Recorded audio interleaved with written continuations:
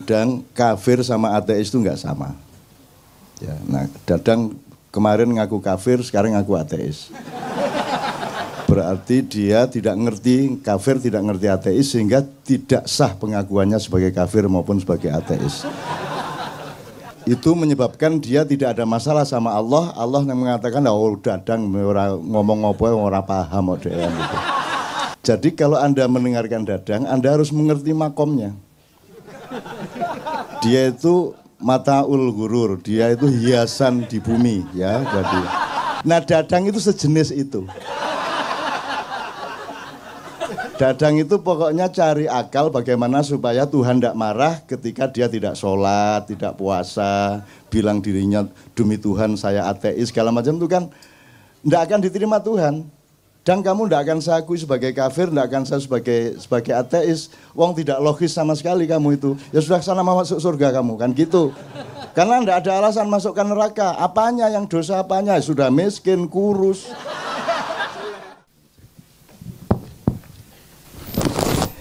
Ya, saya waktunya sangat terbatas, jadi setengah 4 saya harus ke airport karena jam 9 pagi acara di Bandar Lampung. Jadi saya mohon izin untuk sepadat mungkin. Kalau saya turutin respon saya terhadap, saya dengerin dari awal kok di belakang sana. Jadi saya bersyukur malam hari ini Anda berlangsung, saya lihat ini tidak bisa terjadi kalau tidak suci Anda semua. Mungkin kalau fisiknya nggak suci lah. Tapi kalau sedang nggak suci, tapi hati Anda suci, pikiran Anda suci. Kalau tidak suci, Anda tidak bisa bertahan lebih dari 2 jam. Dan saya bersyukur Indonesia masih ada KJ yang tidak ada di seluruh dunia kecuali di Jakarta. Yang gitu. Pertama. Yang kedua gini, dan kafir sama ateis itu nggak sama. Ya, nah, Dadang kemarin ngaku kafir, sekarang ngaku ateis. Berarti dia tidak ngerti kafir, tidak ngerti ateis, sehingga tidak sah pengakuannya sebagai kafir maupun sebagai ateis. Itu menyebabkan dia tidak ada masalah sama Allah. Allah yang mengatakan, oh Dadang ngomong apa orang paham gitu. Jadi gini, dan kalau kafir itu ada Tuhan tapi diingkari. Tapi kalau ateis, Tuhan nggak ada. Ada Tuhan tapi disekutukan, tuh namanya syirik atau musyrik. Kalau ateis itu nggak ada Tuhan. Pokoknya dalam diri seseorang Tuhan itu nggak ada. Itu namanya ateis. Nah, jadi kalau Anda mendengarkan Dadang, Anda harus mengerti makomnya. Dia itu mataul gurur, dia itu hiasan di bumi, ya. Jadi yang penting indah dan menggembirakan. Tidak usah diukur ini Mas Murni apa KW4, nah benar dah. Pokoknya yang penting Dadang menggembirakan. Ada seorang senior ateis juga, senior ateis di Jogja, namanya Pak Azadi Siregar, Bang Hadi, yang nulis Cintaku di Kampus Biru, itu juga sehari-hari selalu menunjukkan, memberi kesan kepada setiap orang bahwa dia tidak percaya Tuhan, bahwa dia bukan Muslim. Justru karena dia sangat Muslim, maka dia menyembunyikan keislamannya. Bahkan dia mengatakan di Katipiro dalam sebuah diskusi, dia mengatakan, kan Muhammad bilang kalau tangan kanan berbuat baik, tangan kiri jangan sampai tahu. Bahkan kalau sholat jangan sampai ketahuan Allah. Dia bilang gitu. Bang ojo banter-banter di obong omahmu, saya bilang gitu kan. Terus kemarin saya ketemu lagi, saya bilang, Bang, tapi bagaimana mungkin sholat terus Allah sampai nggak tahu? Allah kan maha tahu. Oh iya ya. Allah maha tahu ya, jadi setiap kali Allah, waduh tahu ini, gak jadi. Allahu Akbar, wah ketahuan, dia maha tahu gak jadi, akhirnya gak ada alasan untuk sholat. Karena dia mau ikhlas sholat, jangan sampai ketahuan, saya sholat tuh ya sholat, titik. Jangan sampai tahu siapa-siapa, Allah pun jangan sampai tahu. Tapi karena Allah maha tahu, dia ingin Allah, waduh ketahuan gak jadi. Akhirnya gak sembahyang seumur hidup. Nah Dadang itu sejenis itu. Dadang itu pokoknya cari akal bagaimana supaya Tuhan tidak marah ketika dia tidak sholat, tidak puasa, bilang dirinya demi Tuhan saya ateis, segala macam itu kan tidak akan diterima Tuhan. Dan kamu tidak akan saya akui sebagai kafir, tidak akan saya sebagai ateis. Wong tidak logis sama sekali kamu itu. Ya sudah sana mau masuk surga kamu, kan gitu. Karena tidak ada alasan masukkan neraka. Apanya yang dosa apanya? Sudah miskin, kurus. Bagaimana mau memberi rizki, orang dia kemana-mana cari rizki kan gitu kan. Tadi tenang dang ya, beres dang ya. Gitu. Jadi dadang itu hiasan hidup. Anda harus melihat dia sebagai sumber kegembiraan itu pertama. Jadi gini Mas, gini aja. Sebenarnya nanti saya akan ngomong asal kenapa kok ada judul ini. Singkat kata asal usulnya itu Kadipiro, pusatnya Ma'iyah, koordinatornya itu kasih saran.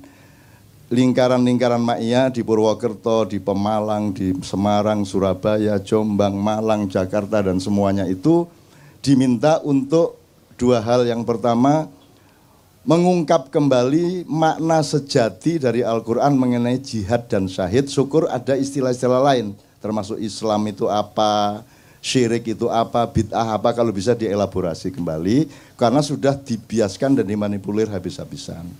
Nah sekarang Anda tahu orang bilang Allahu Akbar untuk nembak, Allahu Akbar untuk membunuh.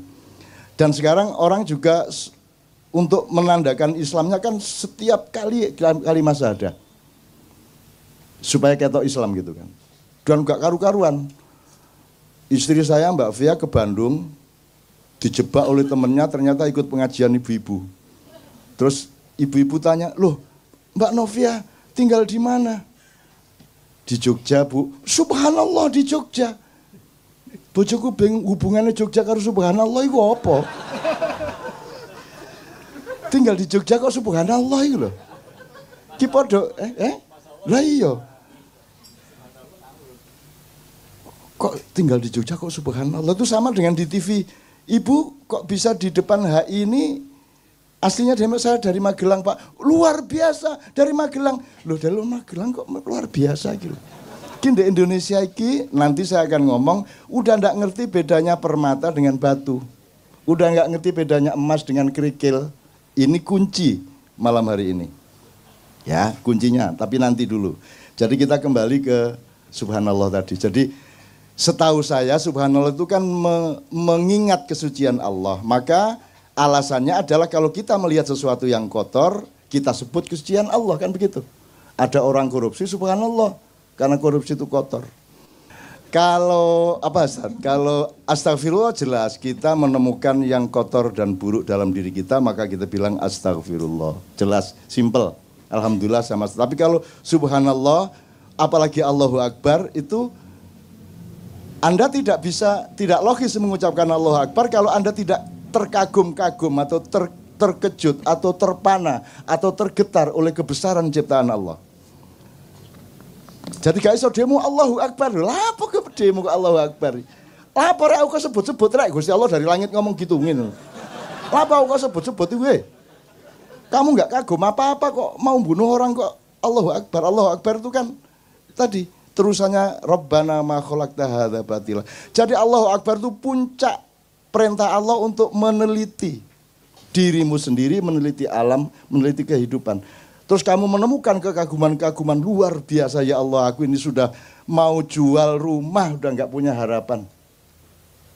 Loh ada loh teman yang nolong saya, Allahu Akbar. Kagum saya sama takdir Allah itu. Nah baru cocok Allahu Akbar. Maka kalau kamu Allahu Akbar, Allahu Akbar, Allahu Akbar, itu kamu disuruh meneliti 1 bulan, maka iktikaf 1 bulan, berpuasa, mengambil jarak dari materialisme, mengambil jarak dari mainstream. Kamu selama berpuasa, akhirnya kesucian dirimu itu menemukan hal-hal yang dahsyat dari kehendak Allah dan ciptaan Allah. Maka kamu tidak sabar untuk menunggu mengucapkan Allahu Akbar gitu. Iki meneng-meneng Allahu Akbar, ono apa Allahu Akbar? Iya nono ndas melaku dewe 5 ngono iku Allahu Akbar. Apa kaki 1000 tadi ada memedi 1000 sikil 1000 melaku gathek awak itu. Utawa ana tangan ngene iki karo nyekel nyekel dekmu iki ya. Di kamar ngene iki.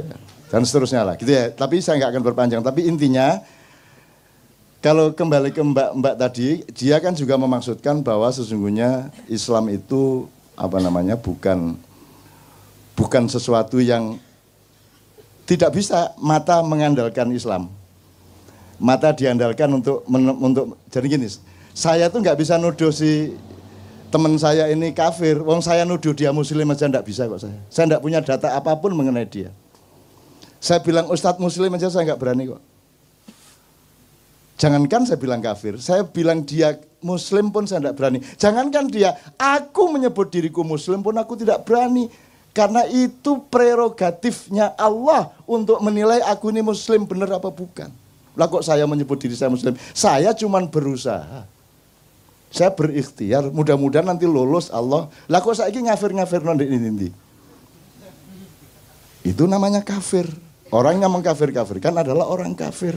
Kenapa? Karena itu haknya Allah mengkafirkan. Karena Allah yang punya data, punya informasi, punya fakta, dan bisa melihat yang zahir maupun yang batin mengenai Islam tidaknya seseorang. Maka hanya Allah yang layak mengetahui seseorang itu muslim atau tidak muslim. Kalau ada orang mengatakan kamu kafir, itu berarti dia menutupi haknya Allah. Maka dia kafir, menutupi itu kafir. Makanya bahasa Inggrisnya cover bed, ya. Itu diambil dari bahasa Arab. Kafir itu asal-usulnya petani. Petani itu disebut kafir karena pekerjaannya menutupi tanah dengan tanaman. Terus diambil untuk istilah teologi. Jadi kafir adalah orang yang menutupi kebenaran Allah. Apalagi nggak hanya menutupi tapi mengklaim haknya Allah dipakai oleh dirinya. Itu kafir muakkad dan mughaladah. Kira-kira ngono ya Rek ya. Jadi sekali lagi ya, makanya saya tidak pernah peduli Anda beragama apa. Anda otentik apa tidak gitu, Anda jujur apa tidak, begitu dok saya tahunya.